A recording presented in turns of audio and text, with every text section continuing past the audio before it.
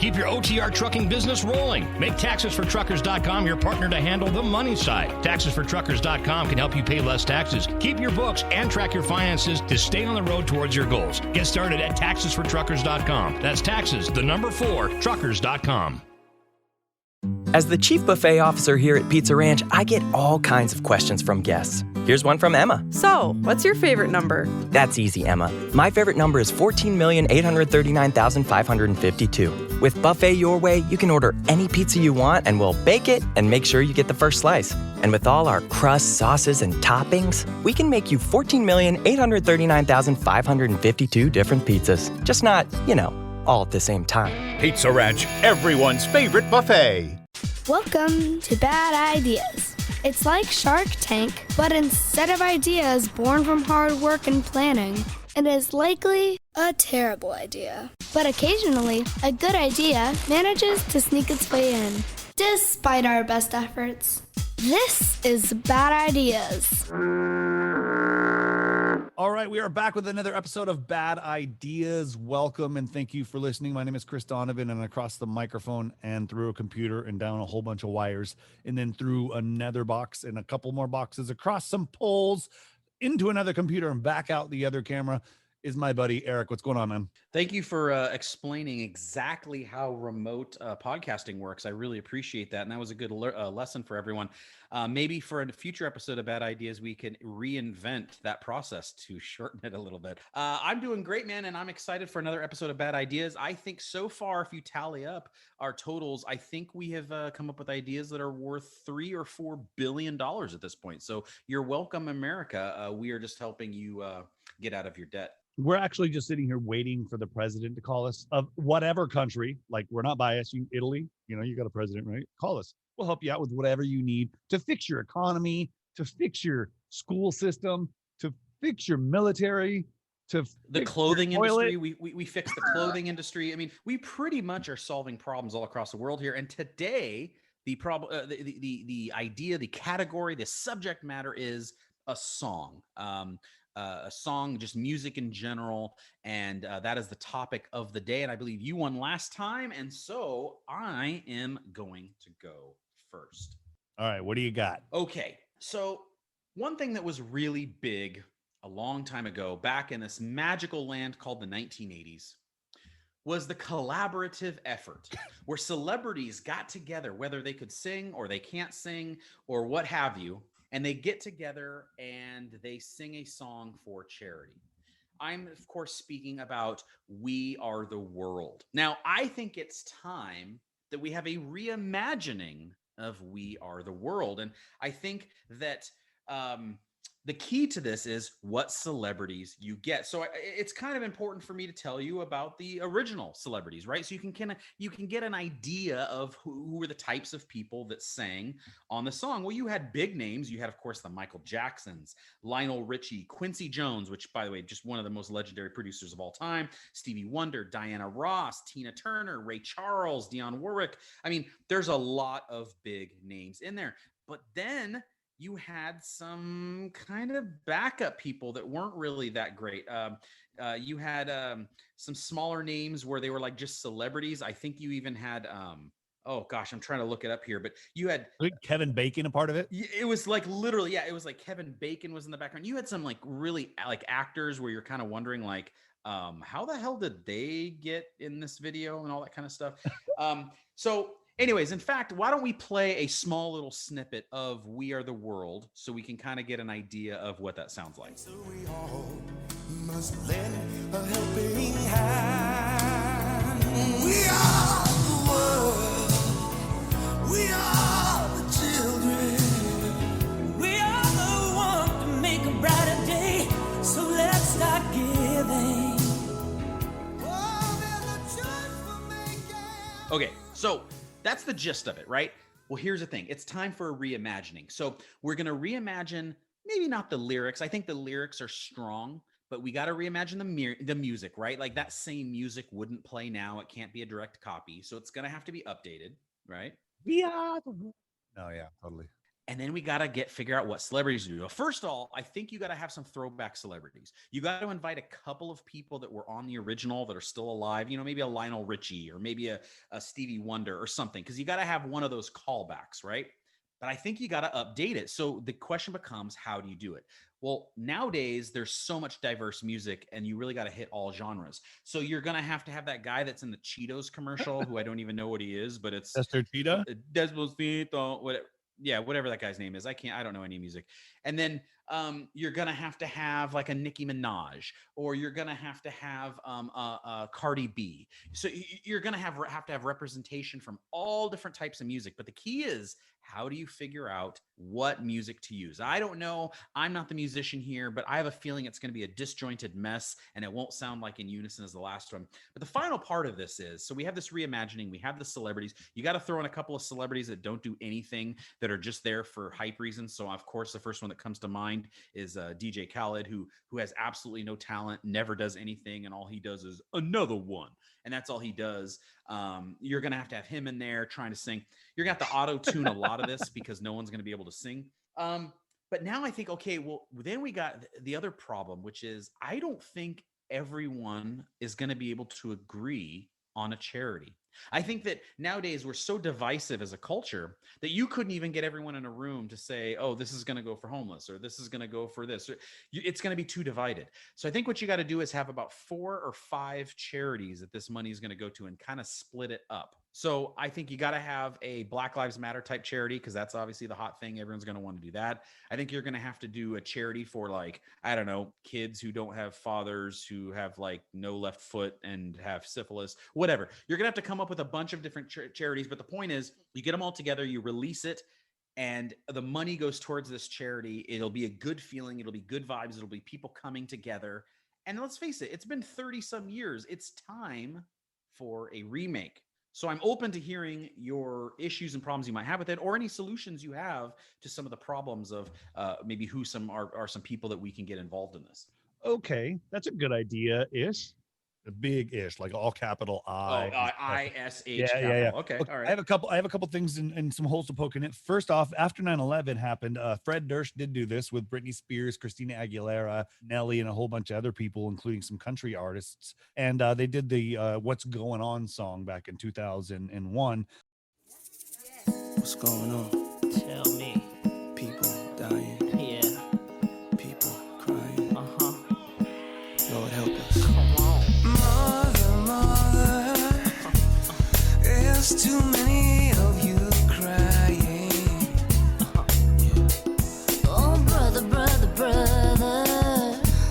there's far too many of you dying. That's right. Do you remember that? I do not, because no one does, because it was not popular. 9/11 wasn't popular? 9/11 didn't exist. That was all fake. Oh, that's right. Just those like buildings were brought down by explosions that we planted as a justification to go to war. Right. Don't you know anything? So anyway, that happened. Also, the other one is, the only other thing I was thinking about that could really bring a problem would be, you said you want to put some old celebrities out there. You got to do your like due diligence on background checking any old celebrity nowadays, because the cancel culture is going to F you right away if they have anything on anyone, and then you'll never make a penny, and you'll have to probably pay them because they'll sue you for no real tuna on your tuna sandwich. That didn't make sense. This is true. So yeah, you're right. I think that's an excellent point, because nowadays everyone gets canceled, and so you're probably pretty safe with modern celebrities because they're all pretty hyper aware of it. But yeah, you put some celebrity on there, you find Quincy Jones and say, hey, we're going to have you come back and produce this one. You're going to find out that, like, in 1975, he called a woman a broad or a hot chick or something like that, and he's going to get canceled. You wouldn't be hitting up Clint Eastwood to be on this song. Let's just say that. Right, exactly. So that is an excellent point. But my point is I think that it's time for a remake. I think the most complicated part of this is, what style of music is this song going to be in? Oh no, I think it would be a mashup type thing that you'd see at like a Grammys or some sort of award show, where it's a mashup where it's like one genre rolls into another genre that jumps back to the first genre, and that kind of ties it all together or something. I don't know. Just something that will allow more artists to come in with their style. Okay. Yeah. All right. Well, okay, sir, why don't you tell me what your bad idea is? Well, My bad idea starts off with a history lesson. Now, everybody loves history, and I'd say that very wrong because not everybody loves history. I love history, but when there's music made about history, it's even better. Right. You have these songs like, the ones you're talking about where they're like, we are the world, or, we're for the family, or, all these other songs that are for movies. You got soundtrack movies and everything. But this is a song about history, and it's very well disguised that I think it's time we give it an update. Now, we know Harry Truman, Doris Day, Red China, Johnny Way. Oh, I know where you're going. South Pacific, North Pacific, Joe DiMaggio. Now, we know all those things because they were in the past. But when he got to Rock and Roll Cola Wars, I Can't Take It Anymore, it turned into the end of the lesson. Now, that was in the, I don't even know, 70s, probably 80s. It was in the 80s. Yeah, it was in the 80s. Yep. When the 80s, then the history lesson ended. Now, I think there's been a lot of stuff happening since then. Well, 9/11 happened. You just brought that to our attention. We've had, but in the song, he only goes up to about the 70s in history. Yeah. So we have to add to that. We gotta finish the timeline out because Loki's messing it up. We gotta catch up to Loki where he's at messing it up. So we're sitting there and we're building a new history lesson, but with Billy Joel's guidance, and it's gonna be "We Didn't Start the Fire," Part 2, Still Burning. Ooh, good title. Yes. Electric Boogaloo. No, I'll drop it. Electric Boogaloo. But yeah, sequel to "We Didn't Start the Fire" by Billy Joel, I think would be amazing because, why not? That's it. I'm done. I don't have any more selling points. No, that's so okay. First of all, I like the idea. First of all, by the way, you should really look up the list of Billy Joel's wives. He has married some extremely hot women. I'd like to point that out. So that's first off. Well, doesn't he have like 400 kids? He does have quite a few, but I don't give a damn about them. I like his hot wives. Actually, I think his most recent wife, who was like 35 years younger than him or something like that, was just she was like a travel Food Network type host, and she was just smoking hot. Well, how about then maybe I change the song to just a song about Billy Joel's love life history, and it will be like, cheated on her, slept with them, went to there, had some more. I don't know. Yeah, not bad. I do like it, and you're absolutely right. He did kind of catch you up on the history between like the 1940s and all the way up to about the 1970s. Yeah, but on accident. Nobody knew that. Nobody knew what was happening. Right, because you're just singing along to it. You just think you're singing along to a catchy song. So what you'd have to do is do stuff from the 80s, 90s, 2000s. So you could do the same amount of decades, by the way. Yeah. But you're just doing it from the mid 80s all the way up to maybe the mid 2000s. Looking at it right now, Rock and Roll Cola Wars where 89 is where it says it ends in the song. So okay. I would have to do 90s, 2000s, and 2010. So you have 3 decades to do it. Oh, I could make that happen totally. There's so much in here. If you've never looked it up before, and by all means, turn off the podcast and do it right now because it's fascinating at how well that song's written, and you don't know you're learning anything. It's so cool. The King and I, and the Catcher and the Rye. Eisenhower vaccine's got a new queen, Maraschino Liberace. Satiana goodbye. See, it's so good. Stalin. It's just so good. I do like it. I will say though, my only real objection to that is Billy Joel can't really sing anymore. He's kind of definitely past his prime, so you might have trouble there. Now let's not. Could he ever really sing? No, he could play. No, his piano playing has even kind of dropped off quite a little bit too. But arthritis. But anyhow, so I would also say that you didn't. You kind of learned something because you learned key phrases, but it's not like he was teaching you about the events. He didn't like tell you what the Cola Wars were. He just mentioned the word Cola Wars. So it's really just shouting out things that have happened over the decades. So really, you're just shouting out things that have happened. And then he's going to have to talk about the internet. He's going to have to talk about September 11th. He's going to have to talk about the invention of the whole concept of Kanye West and why he's popular. There's a lot of these mysteries that really need to be solved. He's going to have to talk about how the government has officially basically admitted that there's aliens, and yet no one seems shocked or amazed by it. All of these things will make an interesting song.